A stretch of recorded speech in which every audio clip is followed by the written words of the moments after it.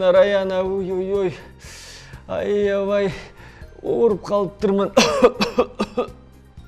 Карачы, башымда ооруп чыдабай атат. Сен чоң ойгондо доктор болом деп атпадың белең? Азыр эле тажрыйба кылып баштай бербейсиңби? Кана, азыр текшерели, э? Мына, могул жериң сооруп атабы? Ушул жерим. Иш жатак. Достор, биздин Нурбатыр байкебиз ооруп калган турбайбы? Дароо болсак болбойт. Ооба. Сиз болсо биринчи ысык төшөктө жатышыңыз керек, анан кыям менен ысык чай ичесиз. Макул анда. Мен эмне ооруп атканда ысык төшөккө жатыш керекминби? Жок, жылуу төшөккө жатасыз. Жылуу төшөккө жатып анан кыямдан ичиш керек экенмин. Анан дагы эмне кылышым керек, доктор айым? Дагы мен сизге азыр ачуу уколдон жасап берем. Бат эле айып кетесиз, оорубайт такыр. Укол? Уколу жок эле айыктырса болбойбу? Эми сиз эмне болуп кетти сизге?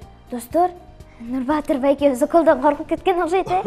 Жок, эми корккон деле жокмун дечи, бирок кээде мындай уколу жок деле айыктырса болот го. Жок, сизге укол эле жардам берет. Ошондой дечи. Раяна, мен айыгып калдым окшойм.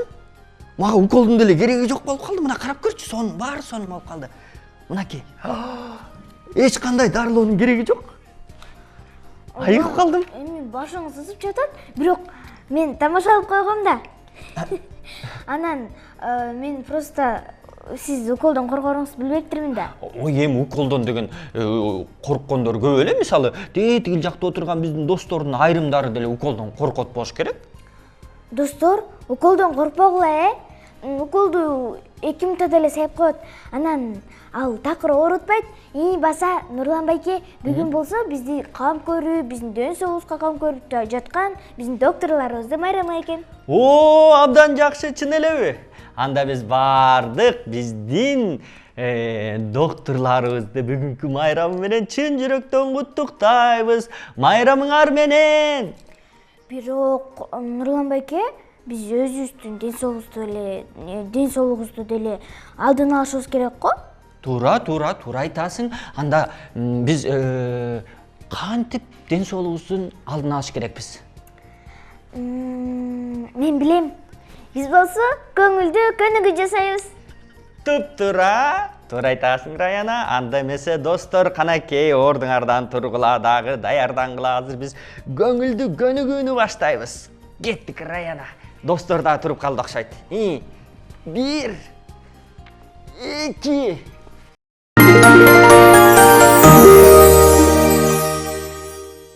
Достор, аба ырайы сонун, бетке жылуу шамал үйлөп турган кезде бардыгыбыз чогуу көңүлдүү көнүгүү баштайбыз.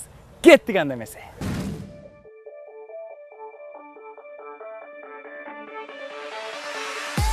Эки, солго. Ылдый. Өйдө. Оңго. Солго. Ылдый. Өйдө. Ийиндерди. Артка. Алдыга.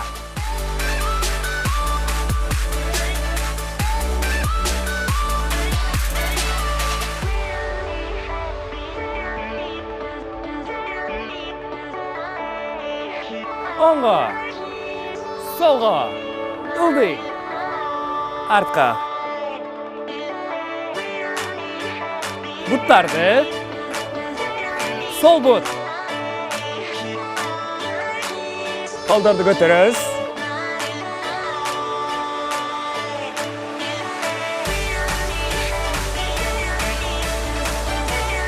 Эки, үч, төрт. Эки, үч, төрт. Кет. Секиребиз. Солго. Секиребиз. Ортого. Секиребиз. Оңго. Секиребиз.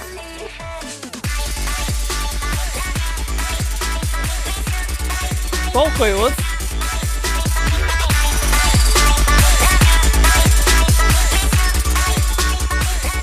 Азаматсыңар. 3.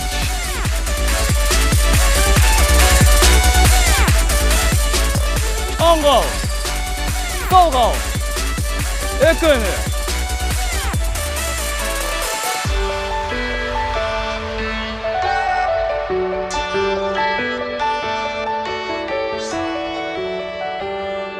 Айланабыз, қыздар, айланабыз.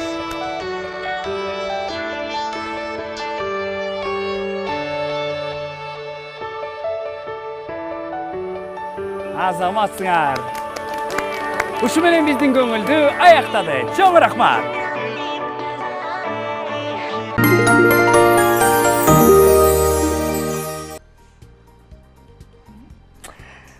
Раяна, доктор деп калдык. Доктор дегенде сен эмнени элестетесиң? Мен оорукананы жана дарыларды жана ак халатчан медалдар элестетем. Сизчи? Мен деген дегенде уколду элестетем, укол. Андан кийин эле сен айткан сыяктуу эле ак халатты элестетем. Негизи докторлардын көптөгөн кийимдери бар, халаттары бар, бирок эмнегедир бир гана докторлорду ак халатчан элестетишет. Анткени илгертеден бери докторлор ак халат кийишет. Ошол себептен. Эмне үчүн бир гана ак түстүү? Эмне үчүн кызыл эмес же сары эмес? Балким бир себеби бар болсо керек да. Аны биз деген эмне үчүн түрмөгүнөн сурап көрбөйлүбү? Жөндөн жөн эле ак халат кие бербесе керек да, туурабы Раяна? Чын эле? Эмне үчүн түрмөгүнөн көрүп көрөбүз, угуп көрөбүз. Эмне үчүн докторлор бир гана ак халатты кийишет?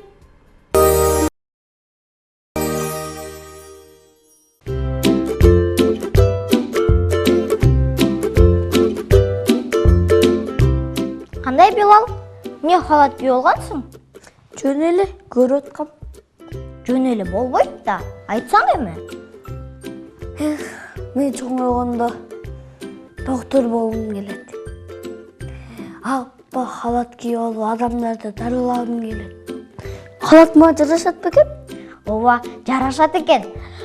Сен сонун доктор чыкчыдай. Бирок эмне үчүн докторлор ак халат кийишет? Ошону билбейт экен. Кел анда доктордон сурап көрөлү. Атайын доктор болом деп кийишет. Анткени балдар докторлорго барса, кара кийим болсо же сары кийим болсо, ошондон балдар коркушат. Ак кийимден балдар коркушпайт. Ошон үчүн бул жакшы эле доктор эле дейт. Ак халат дегенде эле оорукананы же докторду элестетебиз. Ак халатты докторлор илгери эле кийип башташкан. Эмнеге ак десеңер?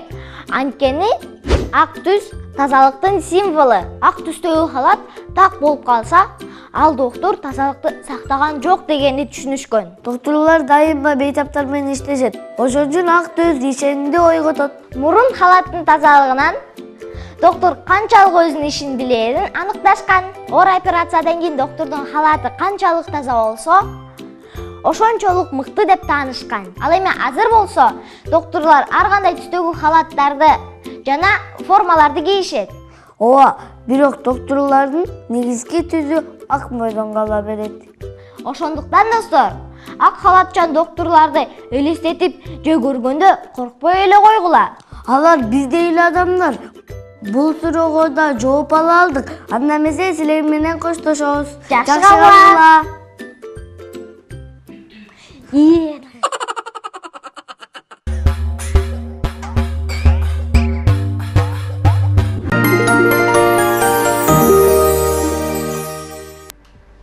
Конок келсе кучак жайып тосуп ал дейт. Раяна, бизге коноктор келди, конокторубузду кучак жайып тосуп алалы кандай? Конокторубуз жөн коноктор эмес, абдан таланттуу 2024-жылдын мыкты окуучулары Атаган Кыдыев Бекбол жана Актан, Бекбол, Актан. Кандай, жакшы келип алдыңарбы? Ооба. Улуусу Бекбол. Эмне жаңылыктар болуп атат? Жайкы эс алууну кандай өткөзүп атасыңар? Абдан сонун жакшы. Эң алгач эле мыкты окуучу атаныптырсыңар силерди куттуктайбыз. Анан ошол тууралуу кененирээк айта кетсеңер, кандай критерий? Ооба, эмне болуп силер мыкты деп силер тандалып калдыңар?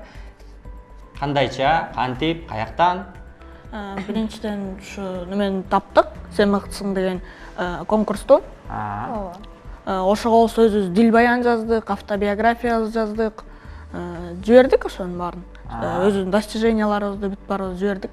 Кайсы ийгиликтер? Албетте силер таэквондо боюнча, таэквондо боюнча канча убакыттан бери машыгып жүрөсүңөр? Машыктыруучуңар ким? Машыктыруучубуз Турусагай. Мен болсо 7 жыл машыгып атам таэквондо спорту менен. Иним 5 жыл машыгып атат. Агайыңар жөнүндө тааныштыра кетсеңер? Турусагай өзү Скөл облустун президенти, ушу неме? Таэквондо боюнча. Анан силерди башынан бери машыктырып жүрөт. Анан абдан ийгиликтерге жетишип атсыңар. Турусагайдын негизи силерди машыктыруудагы сабак берүүсү кандай? Силерге эмне өзгөчөлүктөрү менен, эмнеси менен жагат Турусагайдын силерге берген сабагы? Жакшы машыктырат, аябай жакшы. Кандай эрежелери, кантип түшүндүрөт? Ударлар түшүндүрүп берет, көптөгөн немелерди физикага иштетип берет. Окуудан тышкары спорт менен дагы машыгат экенсиңер, кандай жетишкендиктер? Кандай жетишкендиктер болду, Мынакей бирден бир мыкты жетишкендигиңер, достор карагылачы. Мындай сонун китеп чыккан экен, Кыргызстандын мыкты окуучусу дейт. Дагы ушул маңдайыбызда отурган эки таэквондо боюнча мыкты келечектин спортсмендери ушул китептин ичине кириптир. Мына ача турган болсок, бул жакта жүрөт. Кыдыев Актан Жыргалбекович дейт. Жетөгүз району, Ысык Көл областы дейт. 2020 жыл. Мынакей жетишкендиктин баары жазылган экен. Жөн жигиттерден эмес экен, албетте китепке кирип калыш жөндөн жөн эмес да, көп эмгек талап кылынды. Таэквондо боюнча бул эмгек, мынакей бекбол дагы жүрөт бул жакта кененирээк жазылган экен. Ушул китепти алып таап окусаңар дагы абдан кызык болот достор. Силер да келечекте ушундай китепке кирип калсаңар, Кыргызстандын сыймыгы болосуңар. Анан албетте мынчалык эмгек жөндөн жөн боло бербейт. Дайым эле энергияңар ашып таша бериши мүмкүн. Кээде балким жалкоолонуп калышыңар мүмкүн. Мисалы таэквондого барганда. Бир жумада канча жолу машыгасыңар? 6 жолу. 6 жолубу? Анан бир эле күн эс аласыңарбы? Азыр Канча сааттан? Күнүнө канча саат? 2 сааттан. 2 сааттан. Ойбой. Анан кээде мындай жалкоо кармаган учурлар болобу? Барып эле коеюнчу, эртең эле барайынчы, агайдан суранайынчы деп. Жок, болот. Машыгып эле жүрөсүң. Эмне үчүн бир гана ошол таэквондону тандагансыңар? Таэквондо спорту өзү аябай мага жаккан. Атам болсо ушу таэквондого бар дегенде эле биринчиден эле жаккан да. Сенчи Актандын айтышы боюнча бардың? Мага өзүм эле аябай эле жаккан. Андан кийин алам барып окуган, эжем барып окуган. Андан кийин мен сурадым. Андан кийин атам айтты, бара бер. Мен биринчи күндө барып окугам. Андан кийин аябай эле жакшы жакты. Андан кийин барып. Эмнеси менен жакты? Удар менен соревнования болуп атат, көп эле Машыгуулар көп болду. Россия мамлекетине дагы время знаний аттуу сынакка экөөңөр тең катышыптырсыңар. Ал жака эмне боюнча катыштыңар, кандай өттү? Математиканан русский язык менен өткөнбүз да, орус тили менен, математика менен.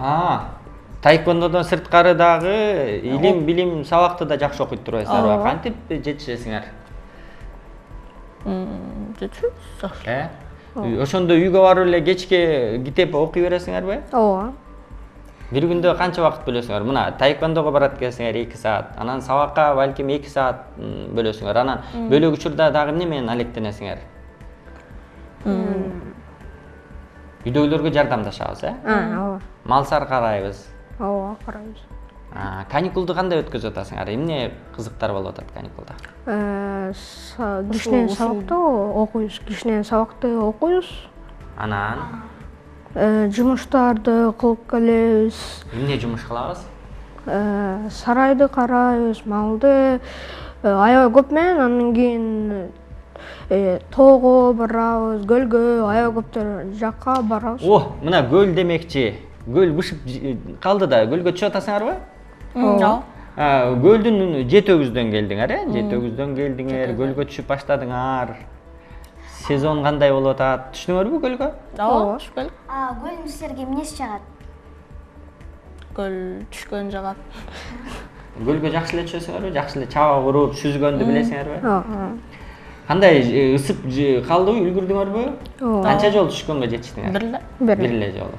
Биз угуп калдык, экөөңөрдөн классыңардын президенти экенсиңер. Класстын президенти эмне жумуш аткарат? Кийин мектептин президенти болоюн деген оюңар барбы? Ооба, бар. Ооба, бар аябай эле. Мисалы? Көптөгөн школдун ичинде конкурстар болот го. Ошолорго болсо президент болгондон кийин даярдайсың классыңды, даярдап көптөгөн немелер жасайсың президент класс болгондон кийин. Президент класс болдук. Президент класс менен аябай жакшы, билет кандай сен окуйсуң. Ошого татыктуу болуш үчүн эмне кылыш керек? Анын милдеттери көп, Ооба, аябай. Ошого татыктуу жооп бере билиш керекпиз, Таэквондого кантип кирип калдыңар эле? Мен айтпайм. Меники биринчи жолу эжем барган. Эжем аябай көп болду, Казакстанды талкуулап жүрөт. Жакшы. Эжем барып жүрчү, анан эжем бир күнү сары пояс алып келди. Сары пояс алып келгенден кийин мага да атам айтты, ошол жака бар депчи. Ошо атам да ушуну бүт барын түрткөн, бүт барын ошо. Мелдештер, дагы кандай мелдештерге бардыңар? Анан алардын өзгөчөлүктөрү, Эң эле мисалы чоңу, таэквондо боюнча, эң эле чоңу Жемчужина Кыргызстан болгон, ал чолпонатада өткөн. Ошол жака барып место, к сожалению, албай калгам да. Негизи кандай дагы таэквондодо мисалы мыктыны мыкты болуш үчүн курларды алат, Ушулардын түрлөрү кандай? Мисалы сен кайсыл курду тагынып турасың, дагы кайсыга жетсе болот? Эң эле жетишимдүүлүктөрдөн кара пояс. Менде турган бул ак сары пояс. Ак сары эмнени түшүндүрөт? Ушунча канчанчы поясты түшүндүрөт? Ак сары экинчи пояска кетет. Биринчи ак болот, ак сары, анан сары. Сарыдан кийин кетет. Мисалы ушул курду жөндөн жөн эле бербейт турабы? Кандай болгондойун анан курга жеттиңер? Пункция көрсөтүшкө анан ударларды. Пункция көрсөтүп ударларды жакта карап, ошо менен пояс башат. Мына экөөң деген илим-билим жагынан да жакшы келатыпсыңар, спорт жагынан да жакшы келатыпсыңар. Анан келечекте ким болгуң келет? Өзүм курууучу компаниям түзгүм келет. Себеп? Себеби өзү куруу мага аябай. А сенчи? Мен повар болушум керек, мен ойлоп аткам. Тамак жасаганды жакшы билесиңби? Ооба, жакшы эле. Үйдө. Эмне тамактарды? Үйдө апаңа жардамдашасың? Өзүм эле кичине жасайм, аябай көп. Кана айтып берчи, абдан кызык экен. Эмнелерди? Мен жакшы билем пловду кандай жаса, 5 бармакты аябай эле жакшы билем.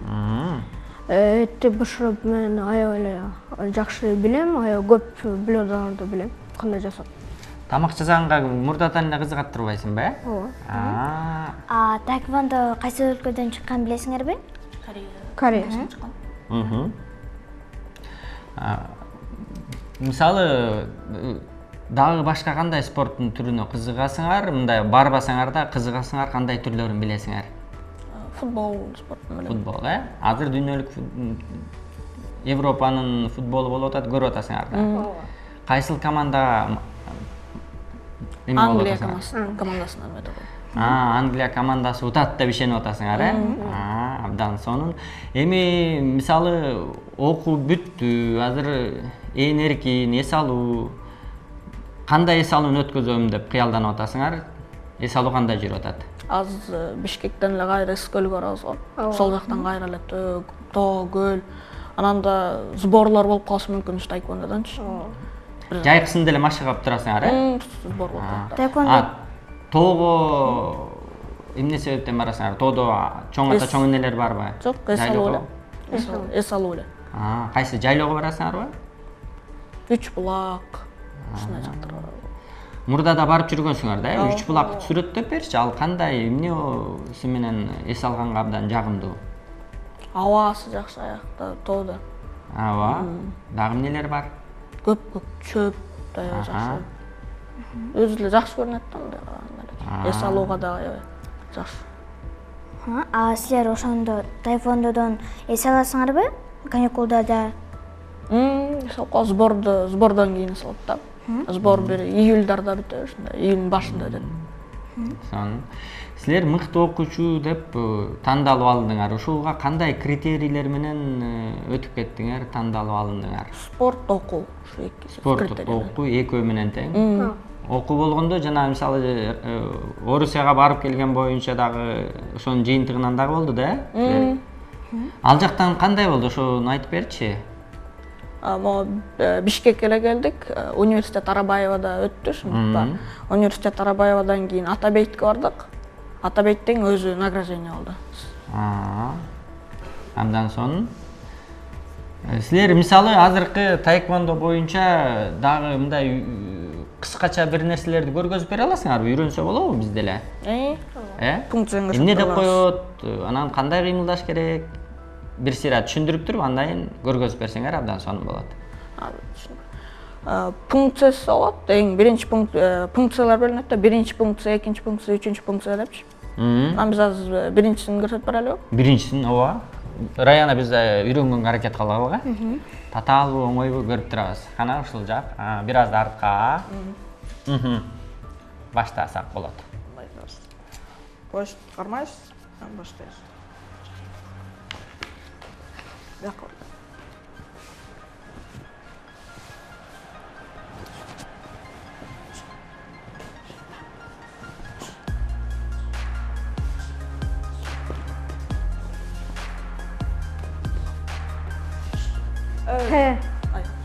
Азаматтар, кол чабуулар болсун, отура кой, отургула. Дүркүрөгөн кол чабуулар болсун.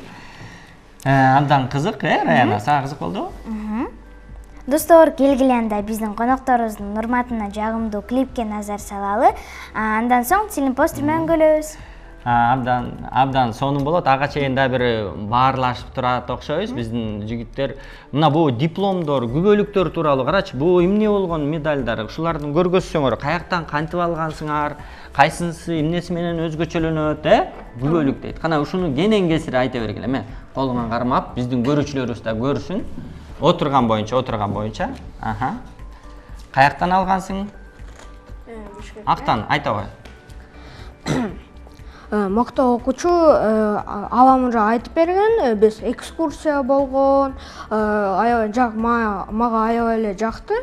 Грамота берди, мен ойлогом барам, андан кийин бардым, аябай эле жакшы болду. Күбөлүк дейт, күбөлүк. Бул эмне күбөлүк? Муну коюп коер. Окуучулук күндөрүндө жараткан ийгиликтер үчүн. Анан ушул күбөлүк алгандан кийин силер кандай сезимдер болду силерге? Жакшы сезимдер болду. Өзүң жакшы жазып калат экенсиң. Школго да келгенде да жакшы болду. Жакта линейкада зама ким берди. Мугалимдериңер силерди билип мактадыбы? Кыргызстандын мыкты окуучусу төш белгиси менен сыйланат дейт. Ал эми бул медальдар каяктан кантип алгансыңар? Мына бул деген 2-нчи орун дейт. Достор, көрдүңөрбү? 2-нчи орунду кимдики бул? Актан айта кой. Муну кайсы жактан алдың? 2-нчи орунга ээ болдуң? Бишкекте Сан-Ситиде бул 2-нчи менин соревнованиям болгон. Мен бирөө 2-нчи деле шак эле 2-нчи орунду алган экенсиң да. Ооба. Анан айта кой. Сан-Ситиде болгон, бул 2-нчи орун болуп калды. Мен биринчини уткам, андан кийин экинчи утуп калдым. Эч нерсе эмес. 2-нчи жолу чыкканда эле 2-нчи орунду алып атсаң, бул жакшы жетишкендик да, туурабы? Булчу? Бул 5-нчи соревнованияда алгам, мону. бул жетегибизде өзү эле Кушбеков болгон. Ушулардын арасынан биринчи орун деп турат.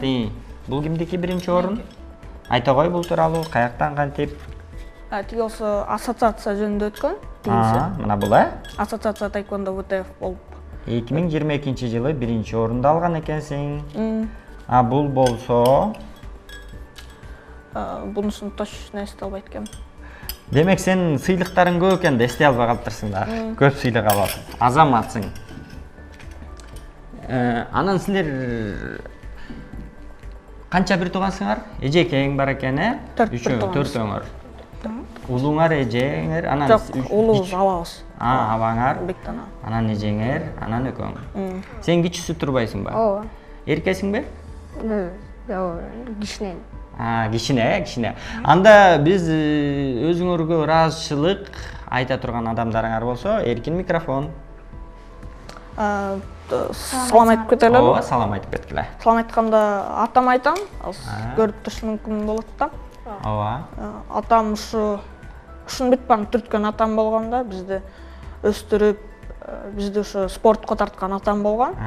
Эжейлериме айта кетсем, Кашет Акылбековну айтып кетем, башталгыч класста окуткан, 1-4 чейин окуткан Кенже Ибраевна салам. Анан азыркы окутуп аткан Чынар Салиевна. Мен биринчиден 4-чүгө эже болгон Айнур Кобековнага салам жолдойм. Азаматсыңар, дагы билимиңерди тереңдете бергиле, өркүндөтө бергиле. Азыр болсо биздин сонун конокторго жагымдуу жакшынакай музыка, клип болсун.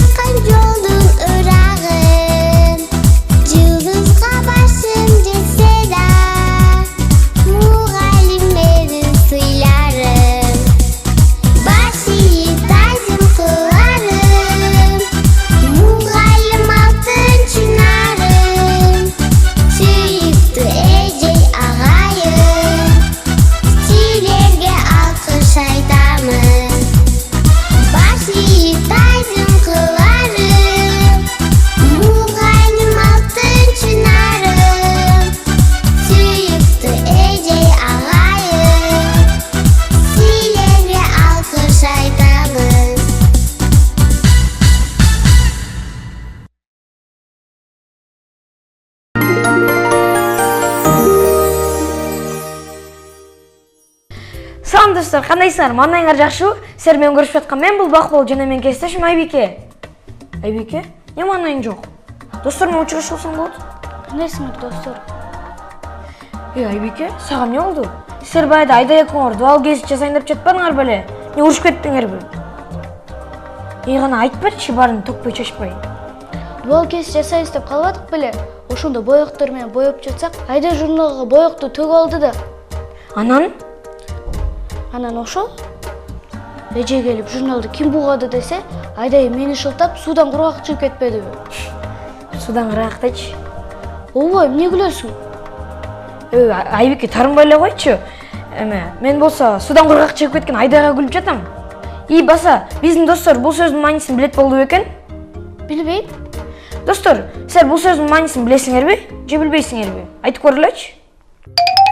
Суудан кургак чыгуу. Бир жаман иштен жакшы кишидей чыгып деп ойлойм.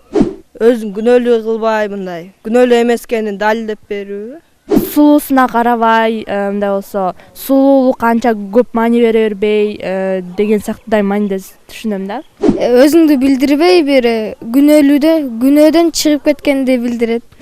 Бир ишти билдирип коюп, анан мойнуна албай, мен эмес, мен кылган эмесмин деп айткан адамдар деп ойлойм.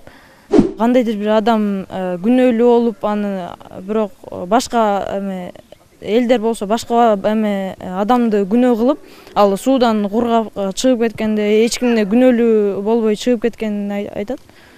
Ситуацияда болгондо мындай ошондо кургак чыгып калыш керекпи? Ошондой сыяктуу деп ойлойм. Суудан кургак чыгуу кандай күнөө кылса да эч билинбей өтө эпчилдик, амалдуулук менен кутулуп кетүү дегенди түшүндүрөт. Маселен, кылгылыктын баарын кылып жүргөн айыл башчы эл алдына келгенде суудан кургак чыгып кеткенин карасаң, десек, мында айыл башчы туура эмес иштерди кылып, ансыз келгенсип, амалдуулук менен эч нерсе болбогондой кутулуп кеткенин түшүнө алабыз. Балдар, суудан кургак чыгуу деген сөздүн мааниси силерге түшүнүктүү эле болдубу? Анда дал ушул сөзгө 5 мисал келтирип, биздин Instagram баракчабызга жөнөткүлө. Эң мыкты мисал келтирген 2 көрүүчүбүз Баластан каналынын кызыктуу белектерине ээ болушат. Айбикесин Айдайга капа болбой эле кой. Анткени анын мындай иш кылганы бизге деле пайдасы тийди го дейм. Эмнеге? Анткени биздин айрым досторубуз суудан кургак чыгуу деген сөздүн маанисин билип алды. Баса, бүгүн апам мени паркка барып келмекте. Жүрү биз менен барып келесиң. Чын элеби? Макул, жүр. Токтой тур, биринчи досторубуз менен коштошуп алалы. Макул, сак-саламатта тургула достор. Кайрадан көрүшкөнчө, жакшы калгыла. Жүр кеттик.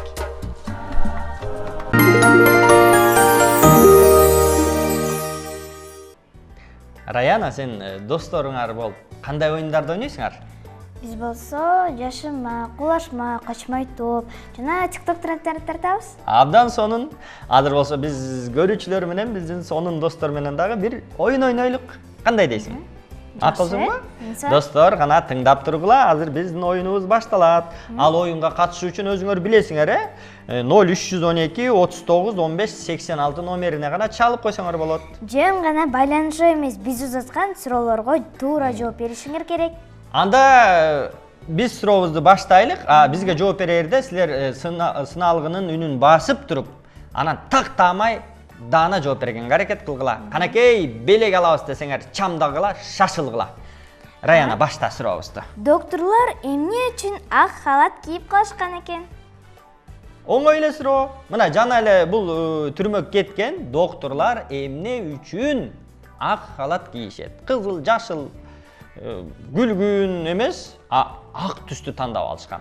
Достор, бизде чалуу бар экен. Кабыл алабыз. Да бир сыра сурообузду берип коелук. Эмне себептен докторлор ак халатты тандап алышкан, ак халат кийишет? Бизде байланыш бар, кабыл алабыз. Алло, саламатсыңбы? Угуп атабыз. Айта кой. Кийинки биздин чалуу бар. Саламатсыңбы? Саламатсызбы? Кайсыл жактан чалып атабыз? Атыбыз ким? Саламатчылык. Атың ким? Арзыбек. Кайсыл жактан чалып атасың? Бишкек. Бишкектен, жакын эле Бишкектен чалып аткан турбайсыңбы? Биздин сурообузга жообуң даярбы? Ооба. Доктурлар эмне үчүн ак халат кийип калышкан экен? Жообу? Материалдарда. Катуураак тагыраак айтчы, дагы бир жолу. Дагы бир жолу айтып койчу.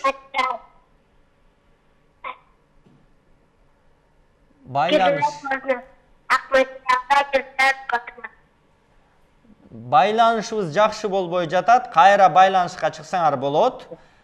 Анда эмесе, эгерде кимде ким дагы бизге сурообузга так жооп бере турган болсо, кабыл алабыз.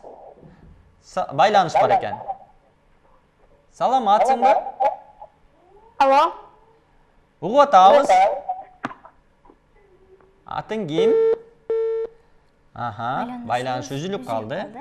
Кийинкини күтөлүк, Раяна. Дагы бар байланышта бизде. Масылбы? Сыналгынын үнүн басып койгулачы. Угуп атабыз. Доктурлар Айта кой. Доктурлар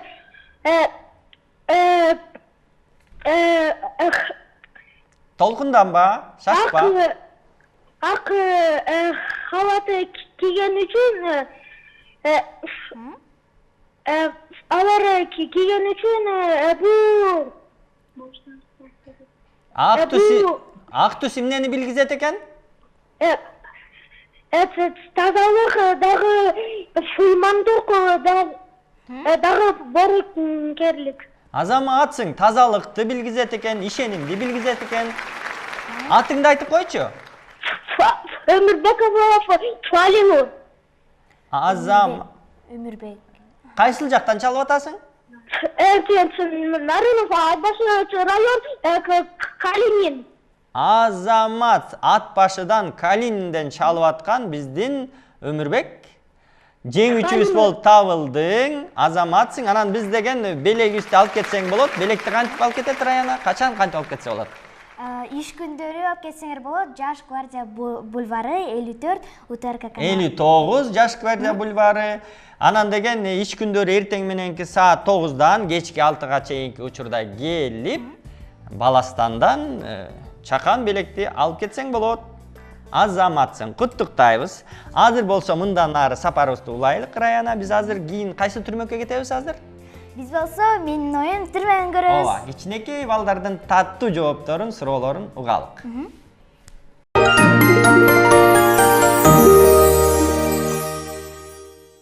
Кайсы айылдан келдиң, каяктан келдиң? Мен эмеден келдим, Жунгалдан. Кайсы айылдан келдиң? Ташты. Эмне? Ташты. Таштыбы? Айылың жөнүндө айтып берчи, айылың кандай? Айылым жакшы. Эмне кыласыңар аякта? Аяктан күлгө досторум менен ойнойбуз. А чоң кишилер эмне кылат? Чоң кишилер картошка. Ташты өлүктөр дагы эмне кылат? Ташты өлүктөр дагы буудай айдат. Буудай айдайт турбайбы? Мал сал багып эме кылабы? Ооба, толтура багышат. Ким кызсың?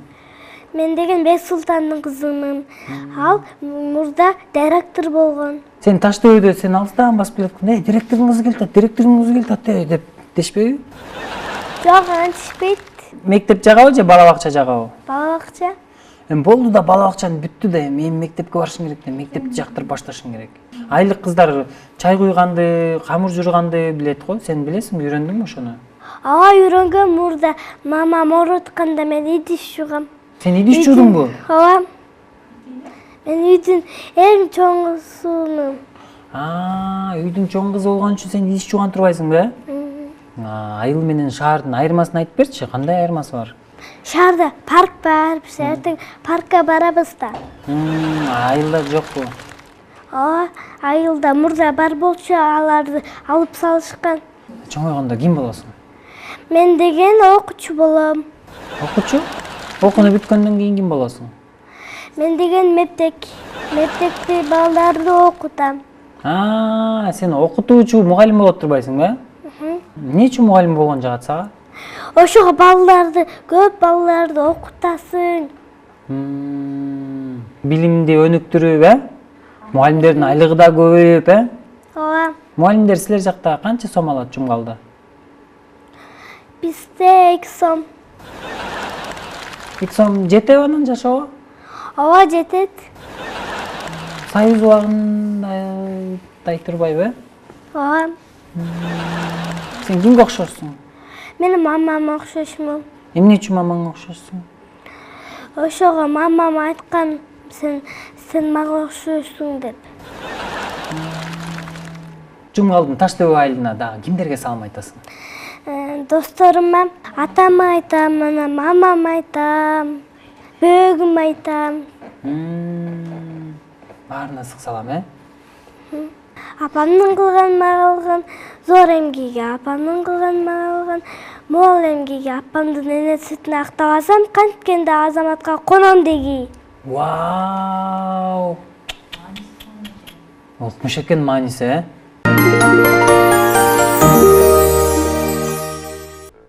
Достор, денегим көрсөтүүсү дагы ары калай уланат. Ал эми азыр болсо студиябызга дагы бир таланттуу коногубуз келип отурат. Ооба, Атай деген мыкты таланттуу жигитибиз келип атыптыр. Чопо Чорун сыбызгысын кошо ала келиптир. Демек бүгүн сонун чыгармаларды угат окшойбуз. Албетте, бирок алгач бир аз маек куруп алалы. Кандайсыз, кантип келип алдыңыз жана каяктан келдиңиз? Саламатсыздарбы? Мен Бишкек шаарынан келдим. Бишкек шаарынан келдим. Бишкек шаарынан кайсыл мектептен? Номер 69-чу Токтогул Сатылганов мектебинен келдим. Ал орто мектеп экен. Ал эми сыбызгы чопо чорлор болсо, бул албетте Жумамидин Шералиев атындагы номер 6-чы музыкалык мектепте окуйт Атай. Ошол жактан ушу чопо чор сыбызгыны үйрөнүп келатасың. Канча жылдан бери? 5 жылдан бери. Азыр 5-класс бүттүм. Кызыл аттестат менен. Ого. Дагы улантам. Демек 5 жыл окуйт экен дагы, достор, силер да билип алгыла, эгерде Атайдай болуп окугуңар келсе, 5 жыл окусаңар, Атайдай болуп мыкты үйрөнсөңөр, ага эжелердин айтканын так аткарып, анда ушинтип кызыл аттестатка ээ болот экенсиңер. Андан ары да улантса болобу? Ооба, 7-класска чейин. 7-класска чейин. Чопо-чор немен жагат? Неси менен жагат? Чопо-чор үйлөм аспап болуп, ошонусу менен жагат. Сен дагы кайсы музыкалык аспаптарды билесиң? Мынакей чопо-чор сыбызгыны чертет экенсиң. Да комусту үйрөнүп келатам. Ал жерден 3-класс болдум. Анда улантып улантам деп максат коюп атасың, Анан сен бул өзүң жекече чертесиңби же ансамбль менен да чогуу чертесиңби? Кандай? Ансамбль менен да чертем, жеке да чертем. Анан айырмачылыгы эмнеде? Ансамбльда сенде көп надежда коюшат сага. Сен бир жерин трамвайс ойноп кетсең, баарын бузуп алган болосуң. Жеке ойногондо чертип кетип аласың да, кайра улантып. Кокус жаңылып калсаң, жекелик кичине жеңилдирээк болот экен да. Ансамбльде бузуп аласың. Бузуп алсаң, анда бүт баары ансамбльдин музыкасын адаштырып салат экенсиң да. Түшүнүктүү. Ансамбльдин аталышы кандай? Алтын күү деген ансамбльде ойнойм. Жана биз 65 жылдык Жумамидин Шералиевдин 65 жылдыгына симфонический оркестр менен ойногонбуз филармонияда. Азыр ушу Алтын күү ансамбль менен ойнойм.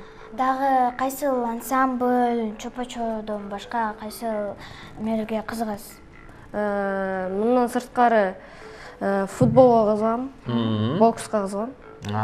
Бокска кызыгып көрүп эле коесуңбу же өзүң дагы ойноп футбол ойнойсуңбу? Бокска да барып жүрөсүңбү? Бокска барбайм, футбол ойноп жүрөм, көрүп да жүрөм. Досторуң менен ойнойсуң? Кайсыл же тиги музыкалык мектептеби же өзүңдүн берки Токтогул Сатылганов орто мектеби? Жок, үйдөн. Үйдөгү достор менен. Футбол ойногондо эмнеси жагат? Футболдон ар кайсы оюндар жасап, тепип ошонусу менен жагат. Андан соң ансамбль демекчи, ансамбльдин жетекчиси ким? Кайсылар агай, эжей? Толгонай Керимбековна эжейим. Жана ансамбльдан Эмил агай берет. Эмил агай Комуздан берет болуш керек, Комуздан Эмил агайдан окуп атасың, ал эми Толгонай эжейден Чопочор Сыбызгы. Чопочор Сыбызгыны Толгонай эжейде окуйм, ансамбльды Эмил агайдан. Эмил агай жөнүндө тааныштыра кетсеңиз? Эмил агай бул ансамбль менен ойнойм. Окуган эмесмин, бирок көптөгөн жерлерге алып барып келди бизди. Кайсыл жерлерге барып келдиңер? Биз Нооруз майрамына площадь коргонбуз, площадьтен чертип бергенбиз. Аянттан черткен экенсиң. Филармониядан ойногонбуз. Жеке концерттерге коюп жүргөнбүз. Чет өлкө жака бардыңар беле же дагы бара элексиңерби? Бара элекпиз, бирок барабыз деген ойлор бар, Азаматсың. Мына каникулду кандай өткөзүп атасың? Жакшы. Эмнеси менен жакшы болуп атат каникул? Ата-энеме жардам берип, көптөгөн чорлорго чертип, көбүрөөк убакыт бергенге, футбол ойногонго. Мурдакы караганда кененирээк убакыт болуп калыптыр. Каникулда кайсы жерге барасыз? Ушу июлдун баштарында көлгө барам. Андан соң. Анда татынакай болгон тетиги музыкалык аспаптарың жантан бери күтүп атат окшойт. Биздин качан чертет деп. Келебай. Кандай музыка чертип бересиң? Отуруп эле черте берсең болот. Эргиме күүсүн. Эргиме күүсүн, Кана достор, тыңдайбыз чогуу чаран.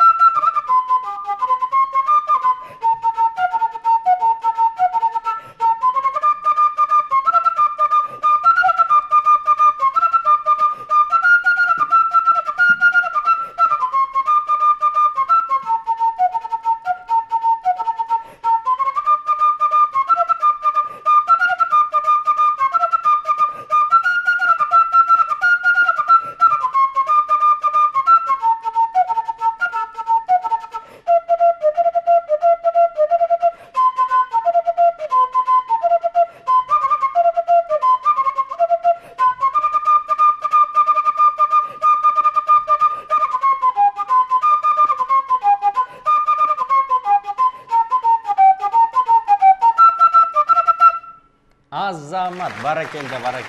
Ой, мыкты чертет экенсиң, Раяна, жактыбы сага? Сонун маанайды көтөргөн эргитет экенсиң, чындап эле.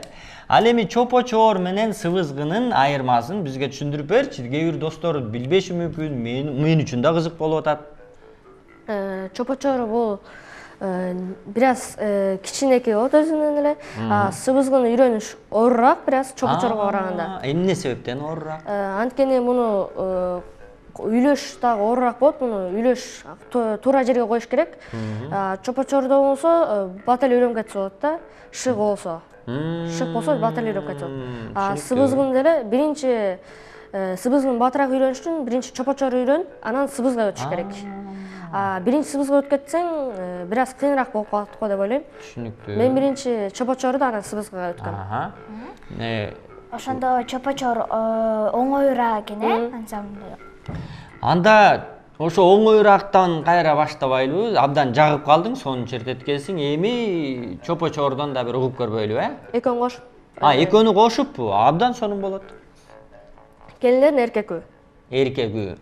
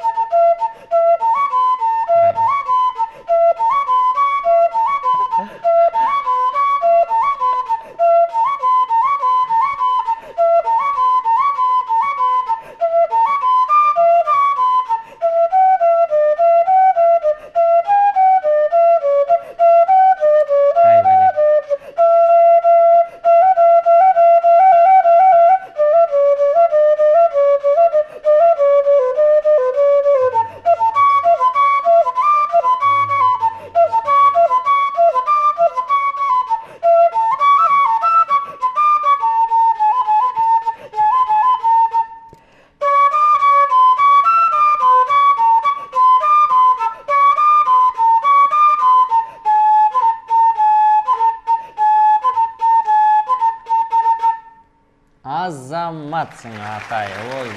Мына кол чабуулар сага арналат. Кандайча бул мектепке тапшырып калдың? Мен биринчи классты аяктагандан кийин ата-энемдер, атамдар болуп мага сунуш кылышкан. Сунуш кылгандан кийин мен макулдугун берип, музыкалык мектепке тапшыргам. Андан кийин эле кызыккам, кызыгып эле уланып кеткем. Кызыгып, сон чертеткен Раян, Бир жумада канча жолу барып, канча жолу чертпем чыгасың? Бир жумада 4 жолу барам, 5 жолу. Канча 2 сааттан? 2-3 жолу. 2-3 саат музыка менен машыгат экенсиң. Ага чейин орто мектепке барасың. Калган күндөрү эмне кыласыз? Калган күндөрү ата-энемге жардам берип, сабактарга даярданып, чогрулорго даярданам. Анан оркестрде ойногон кандай экен? Оркестрде ойногон абдан сонун. Ал жерде ар кайсы аспаптын үнү чыгып, күүнү аябай кооздойт. Ар кайсы аспап күүнү кооздойт. Ансамбль менен оркестрдин айырмачылыгы байкалдыбы? Оркестрде абдан көп адамдар болот, ансамбльде чакан адам эле болот. Чакан, Чакан. Ансамбльде ойногон жеңилирээкпи же жеке черткенби? Мага жеке ойногон. Сага жана өзүң айткандай жеке эркинирээк болот экенсиң, анан жоопкерчилиги дагы кичине өзүңө жеңилирээк болот экен да, абдан сонун. Эгерде сен чарчабасаң, сен музыка черткениң абдан жакты, анан дагы уккубуз келип атат, мүмкүнбү? Макул. Сонун болот. 3 мунак. 3 мунак. Мынакей.